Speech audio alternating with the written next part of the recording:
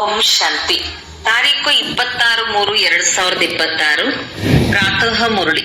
ಮಧುರ ಮಕ್ಕಳೇ, ಸಂಘದೋಷದಿಂದ ದೂರವಿದ್ದು ವಿದ್ಯೆಯ ಮೇಲೆ ಸಂಪೂರ್ಣ ಗಮನ ಕೊಡಿ. ಈಗ ಯಾವುದೇ ಬಿರುಗಾಳಿ ಬರಲು ಸಾಧ್ಯವಿಲ್ಲ, ಆದರೆ ಮಾಯೆಯನ್ನು ದೋಷಿಯನ್ನಾಗಿ ಮಾಡಬೇಡಿ.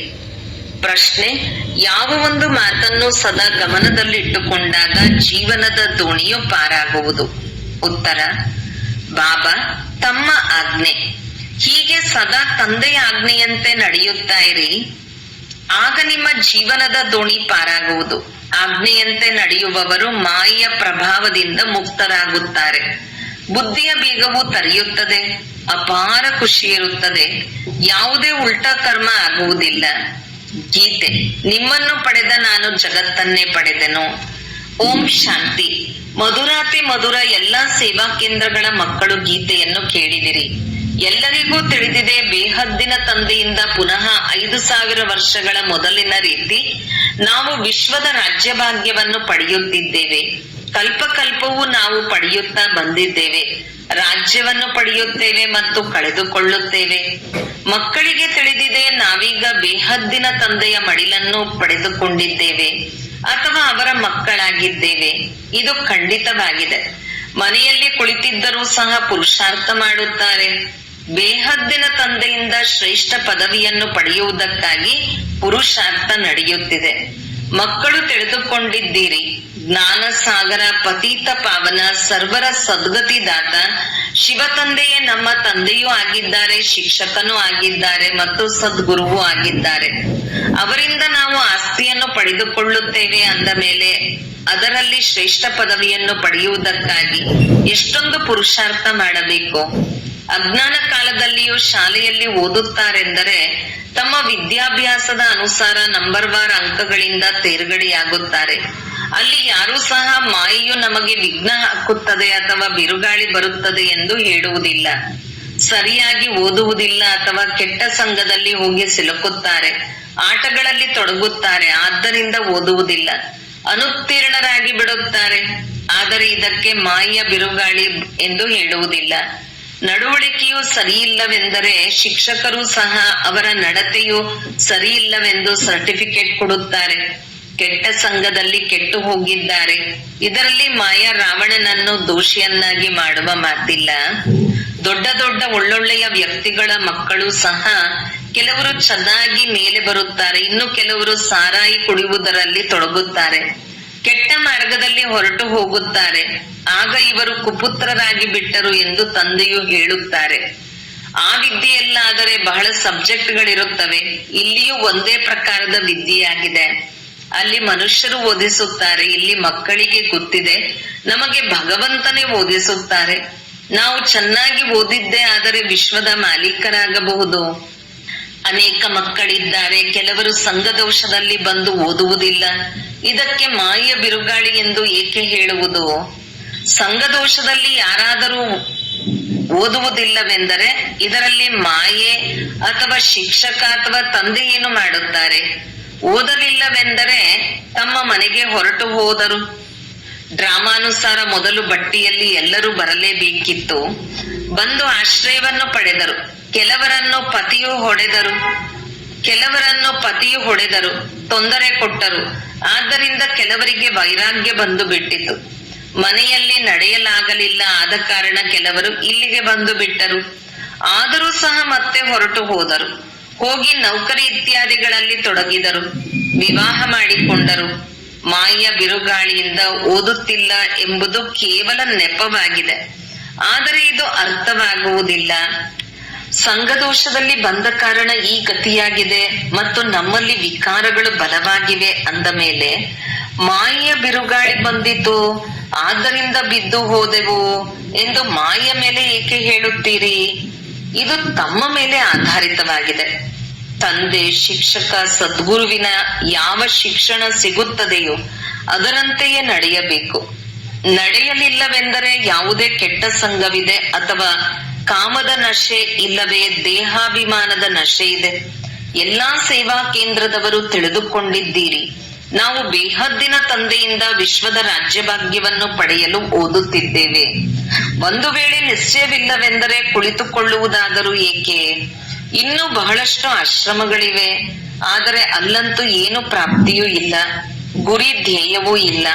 ಅವೆಲ್ಲವೂ ಚಿಕ್ಕ ಚಿಕ್ಕ ಮಠ ಪಂಥಗಳು, ರೆಂಬೆ ಕೊಂಬೆಗಳಾಗಿವೆ.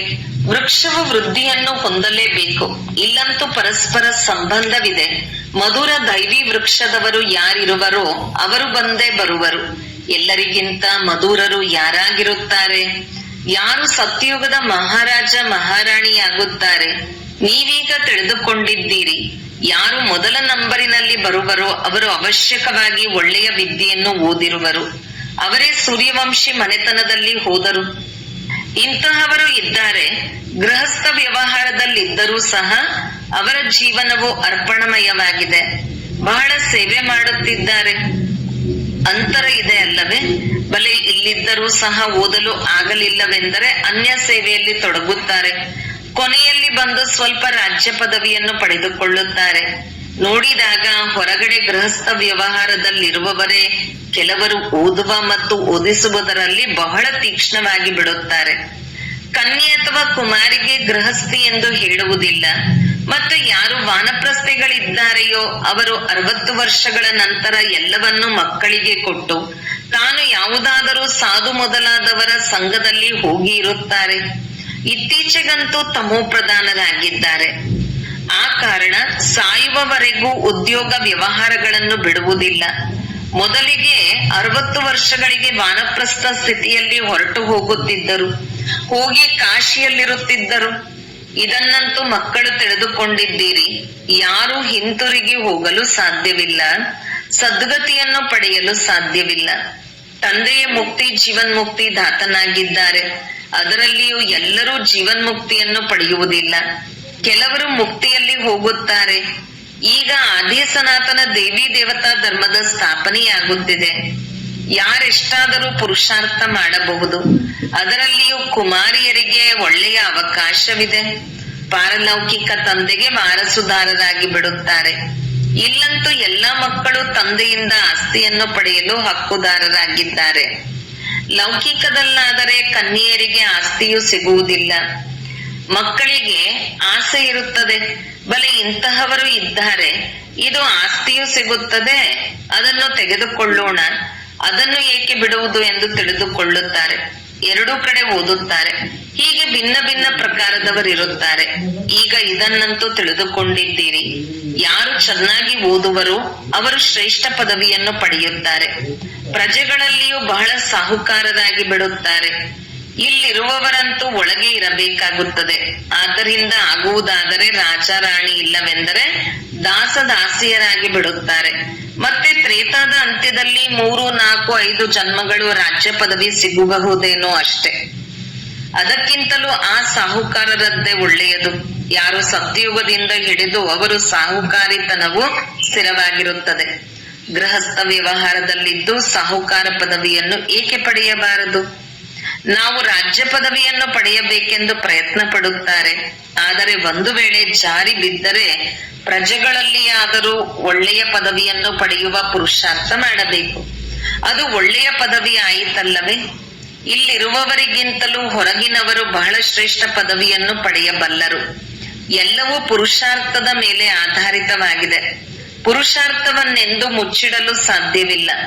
ಪ್ರಜೆಗಳಲ್ಲಿ ಯಾರು ಅತಿ ದೊಡ್ಡ ಸಾಹುಕಾರ ಆಗುವರೋ ಅವರು ಸಹ ಮುಚ್ಚಲ್ಪಡಲು ಸಾಧ್ಯವಿಲ್ಲ. ಹೊರಗಿರುವವರಿಗೆ ಕಡಿಮೆ ಪದವಿ ಸಿಗುತ್ತದೆ ಎಂದಲ್ಲ.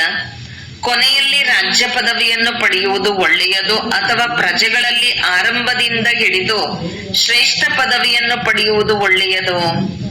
ಗೃಹಸ್ಥ ವ್ಯವಹಾರದಲ್ಲಿರುವವರಿಗೆ ಇಷ್ಟೊಂದು ಮಾಯೆಯ ಬಿರುಗಾಳಿಗಳು ಬರುವುದಿಲ್ಲ. ಇಲ್ಲಿರುವವರಿಗೆ ಬಹಳ ಬಿರುಗಾಳಿಗಳು ಬರುತ್ತವೆ. ನಾವು ಶಿವತಂದೆಯ ಮಡಿಲಿನಲ್ಲಿ ಕುಳಿತಿದ್ದೇವೆಂದು ಸಾಹಸವನ್ನಿಡುತ್ತಾರೆ. ಆದರೆ ಸಂಘದೋಷದಲ್ಲಿ ಬಂದು ಓದುವುದಿಲ್ಲ. ಅಂತಿಮದಲ್ಲಿ ಎಲ್ಲವೂ ಅರ್ಥವಾಗಿ ಬಿಡುತ್ತದೆ.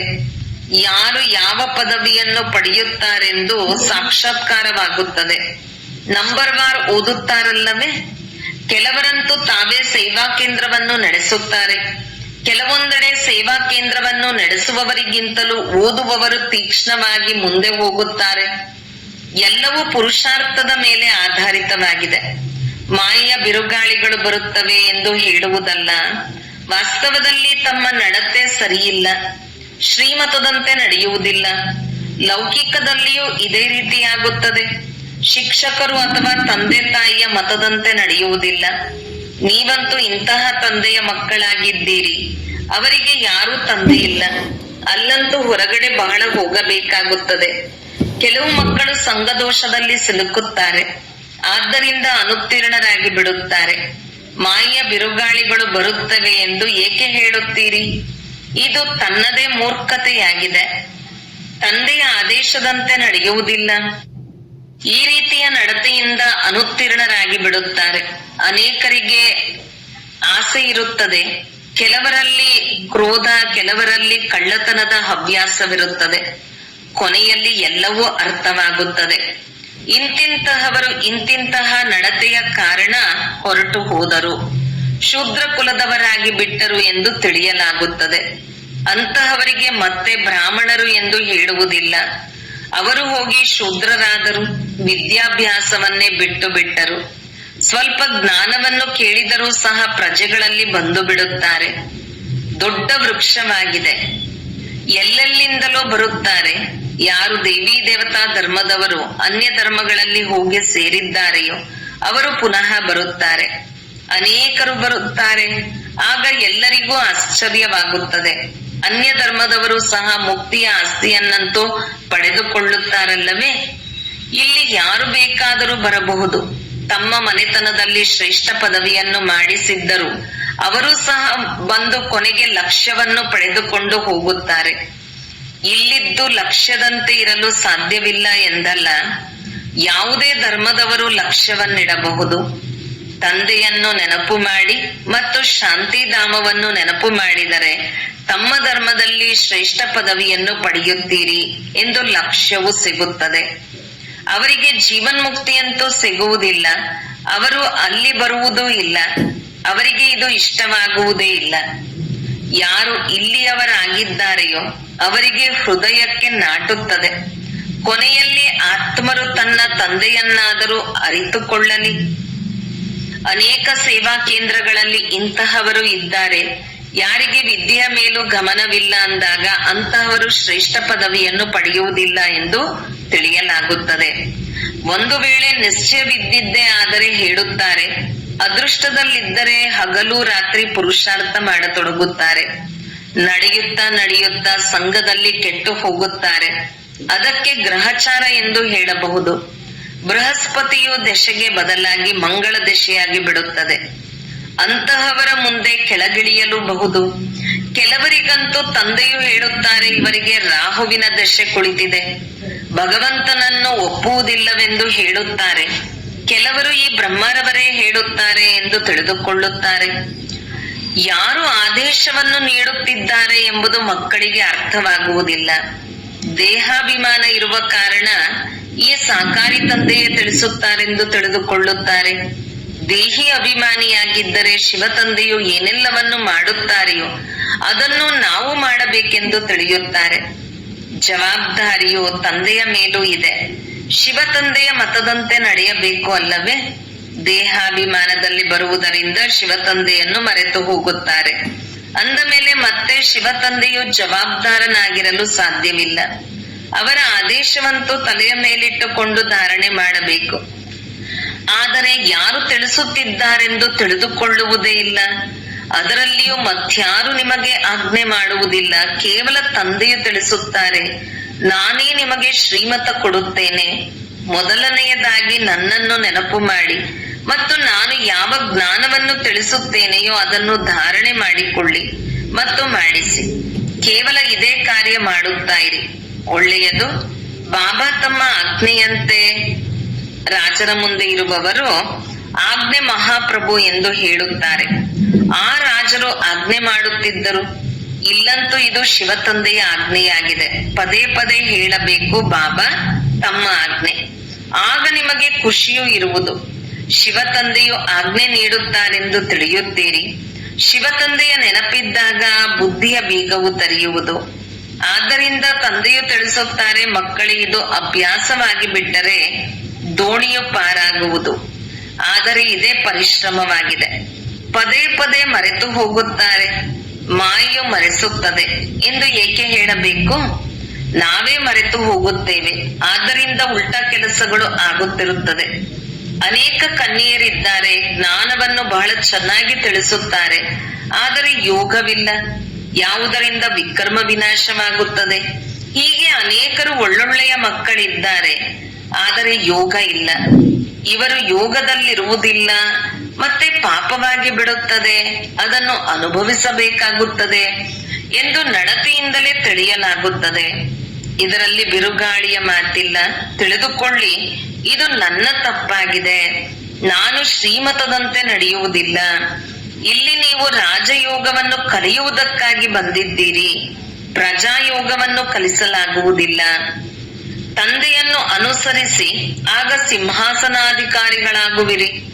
ಅವರದಂತೂ ನಿಶ್ಚಿತವಾಗಿದೆ. ಇವರು ಲಕ್ಷ್ಮೀನಾರಾಯಣರಾಗುತ್ತಾರೆ ಅಂದ ಮೇಲೆ ಆ ಮಾತಾಪಿತರನ್ನು ಫಾಲೋ ಮಾಡಿ. ಅನ್ಯ ಧರ್ಮದವರು ಮಾತಾಪಿತರನ್ನು ಫಾಲೋ ಮಾಡುವುದಿಲ್ಲ. ಅವರು ತಂದೆಯನ್ನೇ ಒಪ್ಪುತ್ತಾರೆ. ಇಲ್ಲಂತೂ ಇಬ್ಬರೂ ಇದ್ದಾರೆ. ತಂದೆಯು ರಚಯಿತನಾಗಿದ್ದಾರೆ, ತಾಯಿಯದೆಲ್ಲವೂ ಗುಪ್ತ ರಹಸ್ಯವಾಗಿದೆ. ತಂದೆ ತಾಯಿಯು ಓದಿಸುತ್ತಾ ಇರುತ್ತಾರೆ, ಹೀಗೆ ಮಾಡಿ, ಹೀಗೆ ಮಾಡಬೇಡಿ ಎಂದು ತಿಳಿಸುತ್ತಾರೆ. ಶಿಕ್ಷಕರು ಯಾವುದೇ ಶಿಕ್ಷೆ ಕೊಡುವುದಾದರೆ ಶಾಲೆಯ ಮಧ್ಯದಲ್ಲಿಯೇ ಕೊಡುತ್ತಾರಲ್ಲವೇ? ಆದರೆ ನನ್ನ ಗೌರವವನ್ನು ಕಳೆಯುತ್ತೀರಿ ಎಂದು ಮಕ್ಕಳು ಹೇಳುವರೇ? ತಂದೆಯು 5-6 ಮಂದಿ ಮಕ್ಕಳ ಮುಂದೆಯೇ ಪೆಟ್ಟು ಕೊಡುವರು, ಆದರೆ 5-6 ಮಂದಿ ಮುಂದೆ ಏಕೆ ಹೂಡಿದಿರಿ ಎಂದು ಮಗುವು ಹೇಳುವುದಿಲ್ಲ. ಇಲ್ಲಂತೂ ಮಕ್ಕಳಿಗೆ ಶಿಕ್ಷಣ ಕೊಡಲಾಗುವುದು. ಆದರೂ ನಡೆಯಲಿಲ್ಲವೆಂದರೆ ಹೋಗಿ ಗೃಹಸ್ಥ ವ್ಯವಹಾರದಲ್ಲಿದ್ದು ಪುರುಷಾರ್ಥ ಮಾಡಿ.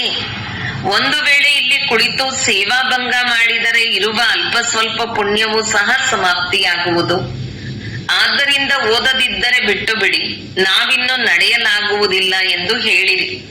ಅದಕ್ಕೆ ಬದಲಾಗಿ ನಿಂದನೆಯನ್ನೇಕೆ ಮಾಡಬೇಕು?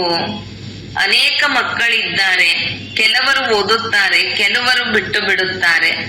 ತಂದೆಯೊಬ್ಬರು ತನ್ನ ಪದವಿಯಲ್ಲಿ ಮಸ್ತರಾಗಿರಬೇಕು. ತಂದೆಯು ತಿಳಿಸುತ್ತಾರೆ, ಒಬ್ಬರು ಇನ್ನೊಬ್ಬರಿಂದ ಸೇವೆಯನ್ನು ಪಡೆದುಕೊಳ್ಳಬೇಡಿ. ಇನ್ನೊಬ್ಬರಿಂದ ಸೇವೆಯನ್ನು ಪಡೆದುಕೊಳ್ಳುವುದು ಸಹ ದೇಹ ಅಹಂಕಾರವಾಗಿದೆ. ತಂದೆಯು ತಿಳಿಸಬೇಕಾಗುತ್ತದೆಯಲ್ಲವೇ?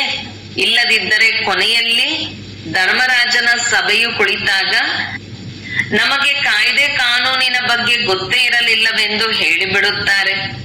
ಆದ್ದರಿಂದ ತಂದೆಯು ತಿಳಿಸುತ್ತಾರೆ, ಸಾಕ್ಷಾತ್ಕಾರ ಮಾಡಿಸಿ ಶಿಕ್ಷೆ ಕೊಡುತ್ತೇನೆ. ಸಾಕ್ಷಿ ಇಲ್ಲದೆ ಶಿಕ್ಷೆ ಸಿಗುವುದಿಲ್ಲ.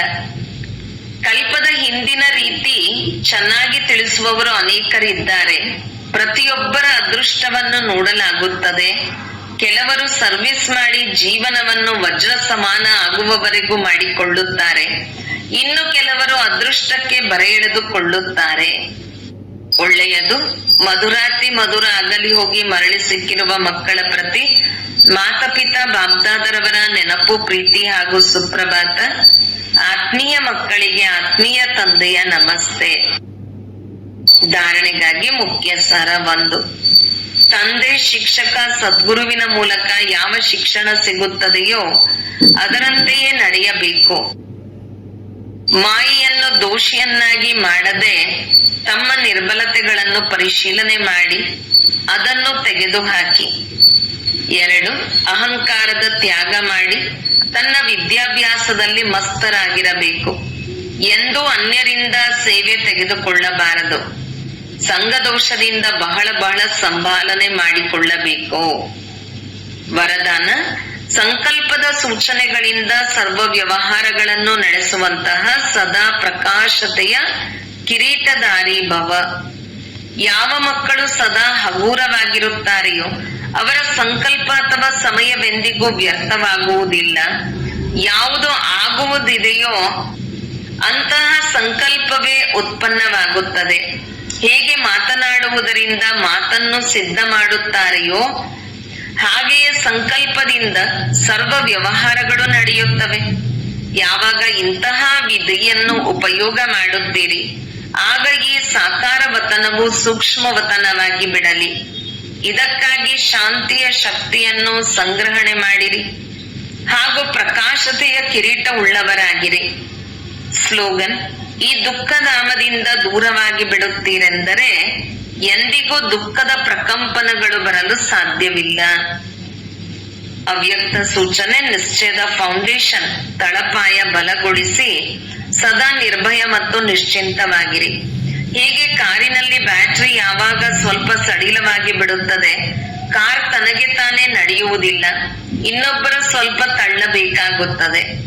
ಹಾಗೆಯೇ ಯಾವುದೇ ಆತ್ಮನಲ್ಲಿ ನಿಮಗೆ ನಿಶ್ಚಯವಿದೆ ಮತ್ತು ಇವರಿಂದ ನಮಗೆ ಸಹಯೋಗ ಸಿಗುತ್ತದೆ ಎಂದು ತಿಳಿಯುತ್ತೀರಿ, ಅವರಿಂದ ಸ್ವಲ್ಪ ಸಹಯೋಗ ತೆಗೆದುಕೊಂಡು ಮುಂದುವರಿಯಬೇಕು.